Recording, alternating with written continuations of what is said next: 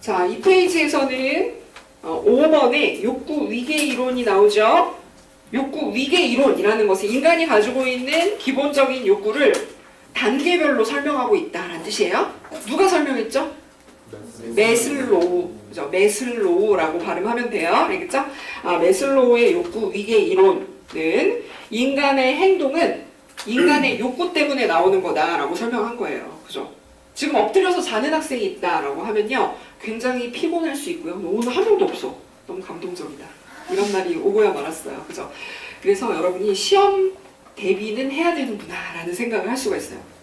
오늘 자는 학생이 없는 걸로 봐서는 공부를 하려는 마음은 있네 이렇게 볼 수 있는 거죠. 그래서 어떤 욕구가 있느냐를 통해서 이 행동으로 이어지고 있구나 이렇게 해석해 볼 수 있다라는 뜻이에요. 그래서 그 메슬로우의 욕구 위계 이론 아래에다가 줄을 쳐보세요. 인간의 행동은 인간 내면에 잠재해 있는 욕구 충족의 필요성 때문이다 라는 뜻이에요. 그런데 피라미드 모양으로 구성이 되어 있잖아요. 가장 기본적인 1단계의 욕구는 뭐래요? 생리적 욕구가 가장 바닥에 이제 1단계에 깔려 있는 거예요. 그래서 이것이 기본적으로 가장 먼저 충족이 돼야 돼요. 그죠? 1단계 욕구예요. 춥고 배고프고 갈 데도 없고 하면요 공부 못해요. 일단 그걸 해결해야 돼요. 그죠? 내가 너무 배가 고프고 화장실이 너무 급해서 지금 큰일 날 것 같은데 공부를 할 수가 없잖아요. 그죠? 생리적 욕구로부터 시작을 하고 그 다음에 그게 충족이 되면 안전한 곳에서 살고 싶다라는 생각이 들고 그 다음에 어딘가에 소속이 되어서 같이 교류를 하고 싶다라는 생각이 들고 그 다음에는 인정과 존경을 받고 싶다라는 생각이 들면서 가장 꼭대기에 있는 최상위의 욕구는 뭐예요? 자아 실현의 욕구에다 동그라미 해보세요. 어느 정도 다 갖춰져서 욕구를 충족했다라고 하면은 내가 원하는 이런 모습에 내가 도달하면 얼마나 뿌듯하고 만족스러울까 이런 욕구를 가지게 되는데요. 자아 실현의 욕구에 두 가지가 포함이 된대요. 그게 뭐예요? 심미적 욕구. 심미적 욕구 동그라미 해보세요. 심미적 욕구라는 것은 아름다움을 추구하는 거예요? 추한 것을 추구하는 거예요? 아름다움. 그죠? 미라는 것. 그래서 뭐 황금 비율이라거나 아름다운 노래나 그림이나 예술적인 그런 것들을 원하고 있잖아요, 사람들이. 그죠? 그것을 통해서 자아 실현을 할 수 있다라고 볼 수가 있겠고요. 지적 욕구도 자아 실현의 욕구에 포함이 돼요. 동그라미. 지적 욕구는 나 궁금한 게 너무 많은데 저거에 대해서 더 알고 싶다라는 생각을 통해 자아 실현에 도달할 수 있다라고 보는 겁니다. 자, 그 오른쪽에 여러분 적었죠? 직업 흥미도 검사. 라는 진단활동을 했었는데요. 그것은 어떤 사람이 만든 검사예요? 홀랜드. 그렇기 때문에 홀랜드 검사라고 불린다고 했고요. 그리고 직업 흥미도 유형으로 몇 가지가 나왔었죠? 6가지가 나왔기 때문에 육각형 모형이다 라고 얘기를 했어요. 그때 우리 육각형으로 막 그림을 그려놓고 이렇게 RIASEC라고 하는 6가지 유형이 관련성이 높은 거는 옆에 붙어 있는 거예요. 마주보는 거는 굉장히 극과 극이에요. 뭐 이런 설명을 했잖아요. 그죠?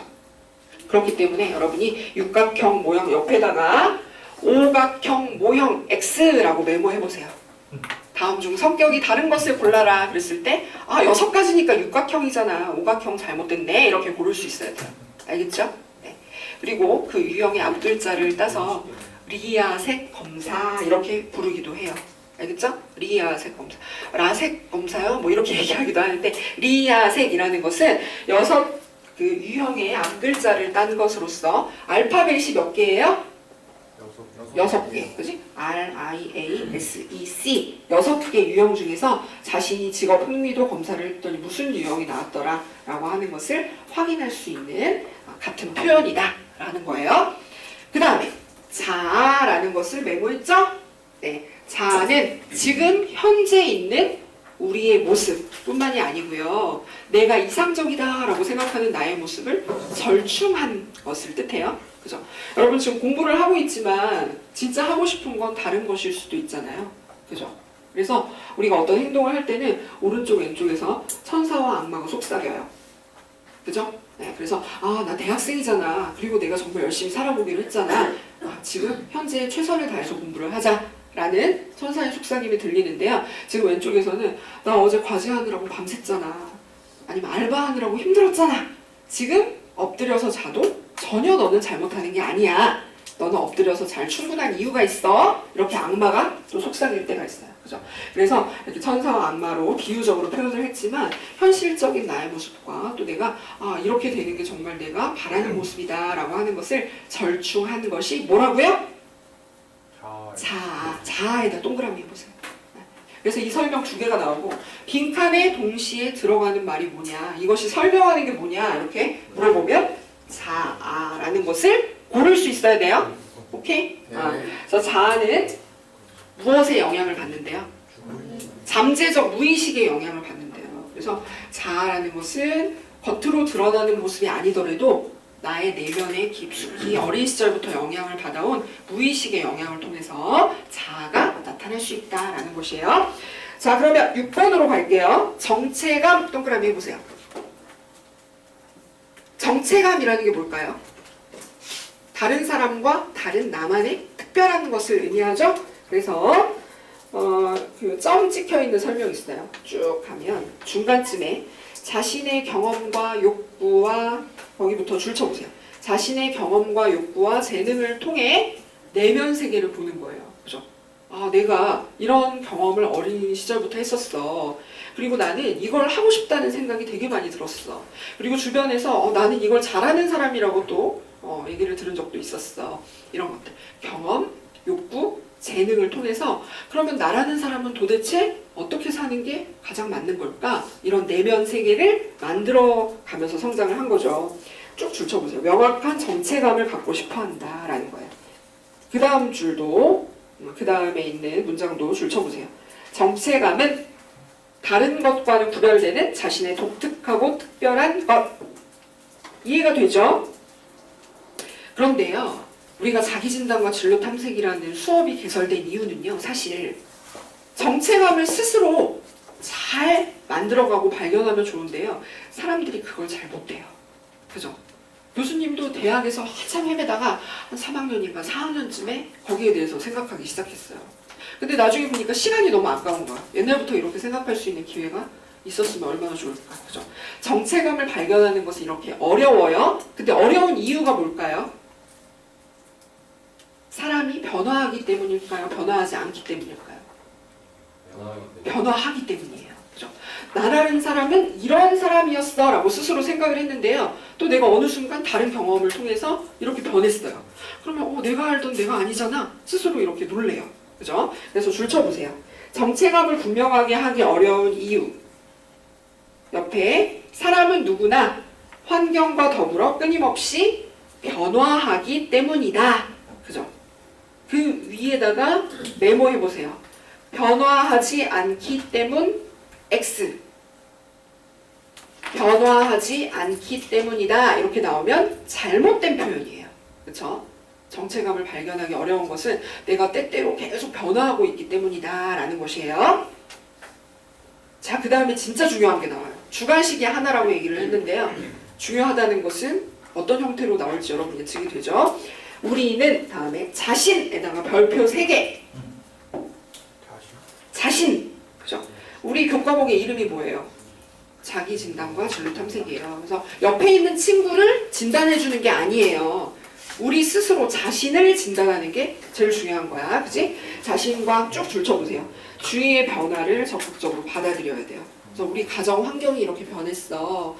내가 이성 교제를 하고 있는데 내 이성 친구가 조금씩 변화하고 성장해 가고 있어. 그치? 그거를 자연스럽게 받아들여야 돼요. 그죠? 그리고 내면을 새롭게 바꿔나가야 한다. 아주 줄쳐보세요. 그러면 변화를 자연스럽게 받아들이면서 그에 발맞춰서 나가기 위해서는 내면의 목소리에 귀를 기울일 필요가 있는 거예요. 그죠? 그래서 친구들이랑 막 어울려 다니고 시끄럽게 막 즐겁게 지내는 것도 좋지만 때때로는 고독을 즐기는 것도 필요해요. 그죠? 꼭 필요해요. 그래서 그 끝부분에 또 줄쳐보세요. 3. 경험, 발달 단계에 따른 내부의 목소리에 귀를 기울이는 것이 효과적이다. 내부의 목소리에 귀를 기울여야 돼요. 나는 지금 현재 이것을 원하고 있구나 라는 것을 스스로 찾아낼 수 있을 정도로. 자, 그 다음에 또 다음 줄에 별표 3개 해보세요. 정체감의 정립은 다음에 자신. 그죠? 자신이 또 나오고 있어요. 별표 3개. 정체감의 정립을 하기 위해서는 누구를 이해하는 것으로 시작한대요? 자신. 그죠? 부모님을 이해하는 것도 필요하지 않고요. 예, 중요하다고 보기는 어려워요. 자신을 이해하는 게 가장 중요한 거야. 그지? 다른 사람을 돕는 것보다도 나 자신이 어떤 사람인가를 발견하는 것이 우리 삶에서는 가장 중요하다라는 것을 꼭 기억해야 돼요. 거의 끝났어요. 이제 하나만 정리하고 끝낼게요. 아래에서 세 줄을 올라오면 아까 퀴즈에 뭐가 나왔었죠? 성역할 사회화 동그라미 해보세요. 성역할 사회화라고 하는 것은 여기 남학생, 여학생들이 있는데 여성으로서 내가 여자아이는 여학생은 이렇게 해야 됩니다 라는 것을 배우면서 자라왔다라는 거고, 남학생도 마찬가지로 너 남자아이로 태어났으니까 그렇게 울면 안 돼. 어렸을 때 막 어른들이 혼내셨을 수 있어요. 그래서 교수님 남동생도 그래서 많이 혼났는데, 아니 나는 여자라서 맨날 우는데 쟤는 왜 혼날까? 이상하다. 뭐 이렇게 생각할 수 있잖아요. 그래서 남자아이는 그렇게 울음을, 감정을 드러내서는 안 된다. 막 이런 것으로 길러지는 거예요. 그렇기 때문에 사회화라는 말을 붙인 거예요. 그런데 그것이 부정적인 결과를 초래할 수가 있겠다라는 겁니다. 자, 먼저 여성들에게 초래되는 부정적 결과에다 줄 쳐보세요. 성역할 사회화의 부정적 결과로 맞는 게 뭐냐, 틀린 게 뭐냐 이렇게 냈어요. 그래서 여성 같은 경우에는 수학 깊이 줄 쳐보세요. 네. 수학은 남학생들이 잘하는 거야. 야, 수학 잘하면 공대 가는데 너 여학생 공대 가면 한 명일 수도 있어. 그래도 좋겠어? 뭐 이렇게 생각할 수 있다라는 거죠. 그 다음에 성취에 대한 낮은 기대감 줄 쳐보세요. 지금 우리 대한민국 사회가 많이 달라지긴 했는데요. 한 20, 30년 전만 해도 여학생이 공부를 막 잘하면요, 그 아래에 남자아이가 좀 떨어진다라고 하면, 야, 아들이 공부 잘해서 우리 집안을 일으켜야 되는데 너는 딸의 기집애가 이렇게 공부를 잘해서 어디다 쓰려고 그러니, 시집가기만 힘들다, 뭐 이렇게 얘기를 하기도 했다라는 겁니다. 그래서 성취에 대한 낮은 기대감, 나 여자아이니까 1등 못해도 되고 한 20등 안에만 들면 되지 않을까? 뭐 이렇게 생각할 수 있다라는 거예요. 그 다음 비전통적인 진로 분야에 대한 낮은 자기 효능감 줄 쳐보세요. 비전통적에다 동그라미 해보세요. 우리가 수업 시간에 이것을 어떤 예를 통해 설명을 했냐면, 중장비 기사가 되고 싶은 여학생이 있었다라고 했어요. 그러면 중장비 기사라는 것은 체구가 크고 힘이 센 남성들의 영역이다라고 전통적으로 생각을 해왔잖아요. 그렇기 때문에 그 여학생한테, 야, 그건 남자들이 하는 일인데 너 뭐 그런 거 해야겠어? 그냥 너 간호사나 선생님 이런 거를 하는 게 맞지 않을까? 뭐 이렇게 생각할 수 있다는 거죠. 그렇기 때문에 비전통적인 진로 분야로 갈 때 내가 정말 그 일을 할 수 있을까? 주변에서 말렸는데 이게 맞는 걸까? 이런 생각을 할 수 있다는 겁니다. 아시겠죠? 그래서 비전통적 위에다가 메모해보세요. 전통적 X. 전통적 X. 전통적인 진로 분야로 간다라고 했을 때는 자기 효능감이 높게 나타나요. 자기 효능감은 자신감 같은 거예요. 내가 해낼 수 있다라고 생각하는 거. 그래서 여학생인데 내가 간호사가 되겠다라고 하면요, 그래, 여성들이 주변에도 많잖아. 나 저렇게만 하면 될 거야. 이렇게 생각을 해요. 그런데 비전통적인 분야, 그죠? 여성이 뭐 중장비 기사라거나 잘 진출하지 않는 분야로 갔을 때 주변의 시선이나 이런 것 때문에 자기 효능감이 낮아지게 된다라는 거예요. 알겠죠? 자, 그 다음에 마지막으로 남성 같은 경우에 어떤 부작용이 있냐면, 일이 인생의 모든 것이라는 메시지 줄 쳐보세요. 일이 인생의 모든 것이다 라고 하는 거는요, 우리 어린아이들한테 아빠가 뭐 하는 사람인지 그림을 그려보세요 라고 했더니 아빠는 소파에 누워서 자는 사람, TV 보는 사람, 막 이렇게 그렸어요. 이거는 평일에는 막 일만 하고 늦게 들어오고 하다가 주말에는 너무 피곤하니까 집에서는 가족과 같이 시간을 못 보내는구나, 이렇게 해석을 할 수가 있겠는데요. 그래서 남성 같은 경우에는 내가 진짜로 원했던 일을 하기보다는 가족을 부양하기 위해서 내가 일만 계속하고 희생을 해야 된다, 이런 것을 어렸을 때부터 배워나갔을 수 있다. 근데 그게 잘못된 거다라는 거예요. 요새 맞벌이도 많이 하기 때문에요, 우리 남학생들 그런 부담을 많이 갖지 않아도 돼요. 그죠? 자기가 하고 싶은 것을 잘 찾아서 실현해 나가다 보면 다른 것들을 또 얻을 수 있는 기회가 될 수도 있어요. 그래서 성역할 사회화의 부작용, 지금 줄친 것, 메모한 것을 위주로 정리를 하시면 됩니다.